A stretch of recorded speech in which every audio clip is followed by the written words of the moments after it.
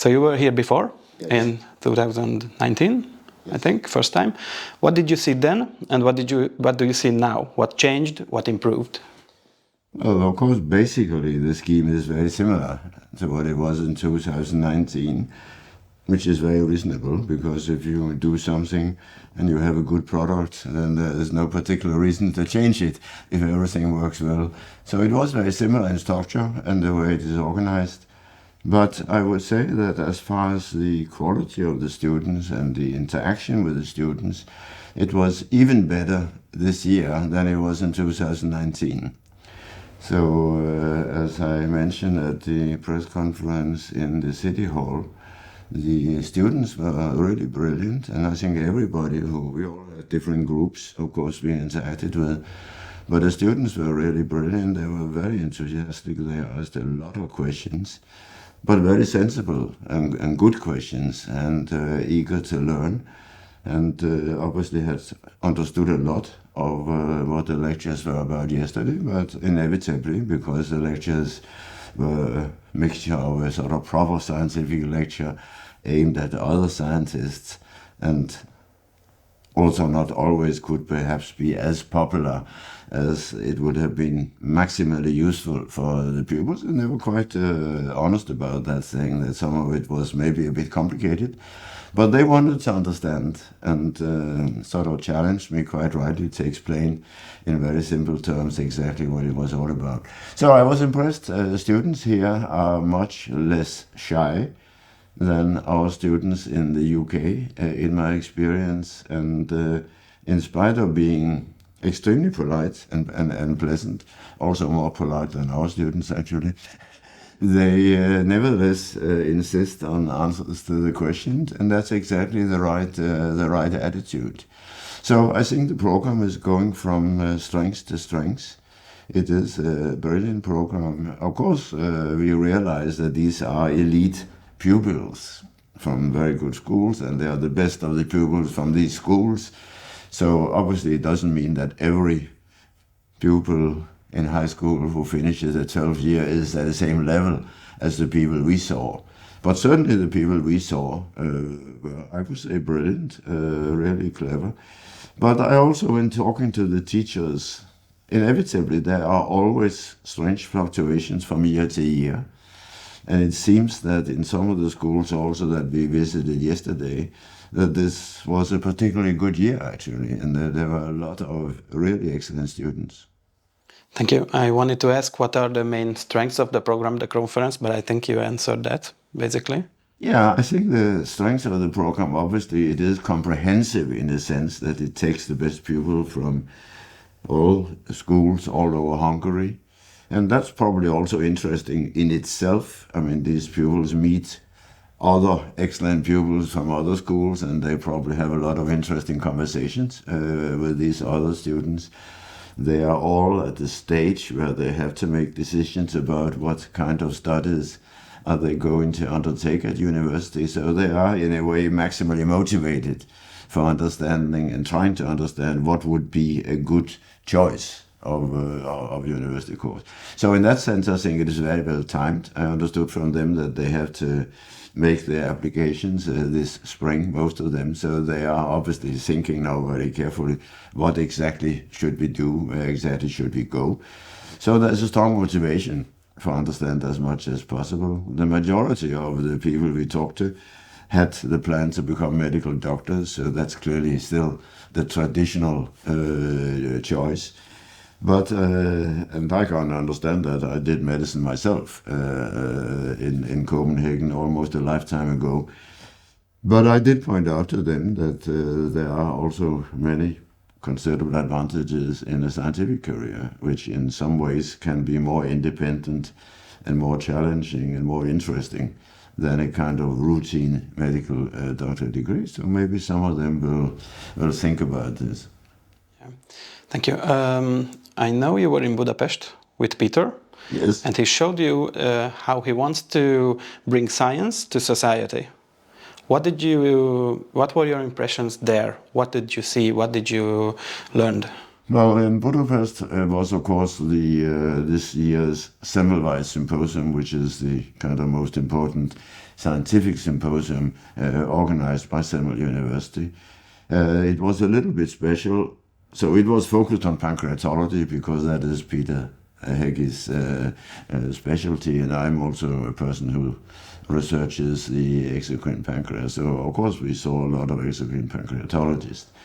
However, we also had a kind of more general session on Monday where a cooperation agreement between the Chinese University of Hong Kong, Semmelweis University, and Academia Europaea was signed and initiated.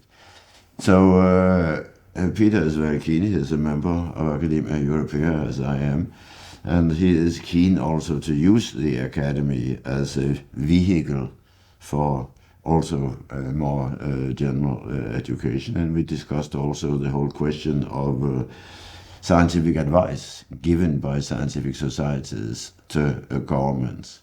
And Academia Europaea, and I'm particularly involved in this, is involved in giving advice to the European Commission. So we have an official European Commission scientific advice mechanism, and Academia Europaea is one of the key academies that is involved in this. So in that sense, that is, I think, a contribution that the Academy makes to public life, in the sense that we get tasks from the European Commission. Usually these are kind of general, very long-term prospects, how to do various things in the long term rather than, let's say, immediate short-term things. But that is where scientists maybe can make their most important contribution.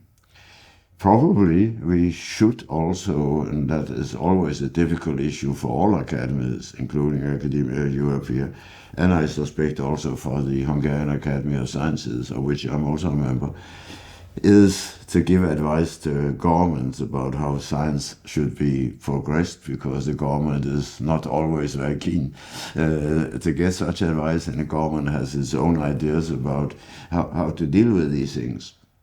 But still, it is, in a way, our duty to point out what is needed. And some people, as you heard, you were at the press conference, I guess, and as you heard, both Randy Schekman and Thomas Südhof, the two Nobel laureates, did point out that although this scheme that Peter has organized is brilliant, but there is a danger that if conditions for research in Hungary are not as good as they are elsewhere, you could have educated these excellent students with very good quality, and then they may still emigrate. And it's very costly to educate students. So if you don't give the right kind of conditions and support to doing research, you can actually, as we say in the Anglo-Saxon countries, shoot yourself in the foot. You invest a lot of energy and money or resources in educating students, but if they then disappear, they will obviously make a contribution to world science and effort, but it may not necessarily be something that will be particularly helpful from their own country of origin. So that's definitely something to think about. And as we know, there are still today, we discussed that also with the pupils this morning, there is still today, of course, in Europe, a big divide between the richer West Europe and Eastern Europe, where the investment in science is still less in the East than it is in the West. The salaries are still less than they are in the West. So obviously there is a kind of pull effect that would mean that outstanding people may see better opportunities elsewhere. Having said that, we had a very nice visit to the Biological Sciences Center here, and we saw some of the really brilliant work being done there. And there was a very strong single-cell imaging group there, which is obviously extremely well embedded in the European networks and has received very substantial funding from this.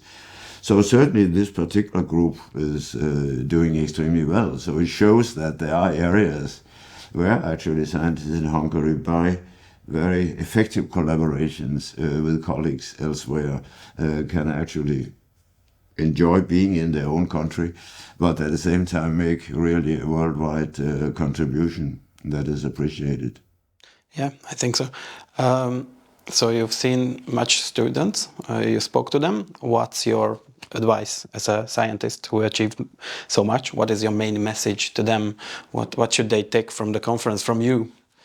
Well, of course, the students asked about sort of general advice, and at one level, it is kind of very simple, but maybe not very helpful. Luck is an extremely important factor in science, even more important than perhaps in many other walks of life. So get lucky is, in a way, a very important advice. However, one can elaborate a bit more on that and say it's also important to realize when you are lucky. So if you realize, yes, that is a lucky opportunity, you have to be opportunistic and use it. So my advice was, yes, you do need to have a kind of long-term plan and long-term ambition of what you want to achieve. But in, let's say, many real-life situations, you also have to be quite pragmatic. You see an opportunity, you must grasp this opportunity, even if it may be a temporary diversion from your main path, but you should not forget your main ambition and try to come back to this again.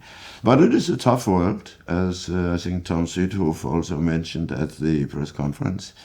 It is not a very easy life to be a young scientist, and it is probably, as he also correctly said, not as easy as when he and I were young scientists. The tenure, as we call it, is less firm than it was before. You can be sacked quite easily if somebody doesn't think it is very valuable. So the kind of academic freedom is not as strong as it used to be. It's difficult to get adequate funding for a lot of research.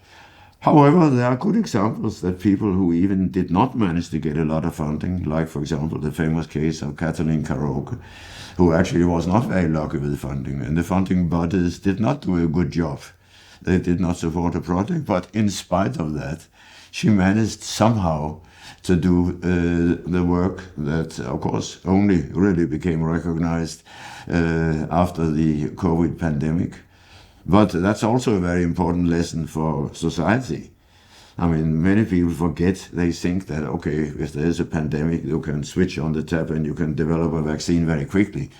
But it could only be developed very quickly because of the basic science work that she had carried out more than 20 years ago, at a time when nobody could see any application for it. So it's also a very important lesson. But it's also a lesson for the students in the sense that even if you are not very lucky and the funding bodies are stupid, and of course they make all of us make mistakes all the time, then don't give up. There are sometimes ways in which you can still fulfill your ambitions, and by cooperation with other people and so on, then you can do it. But it's not easy. You have to be quite determined and quite firm about your aims. Thank you very much. I think we got all the answers we needed, even to questions I didn't ask. So it's perfect. Thank you. Okay, thank you very much for your time.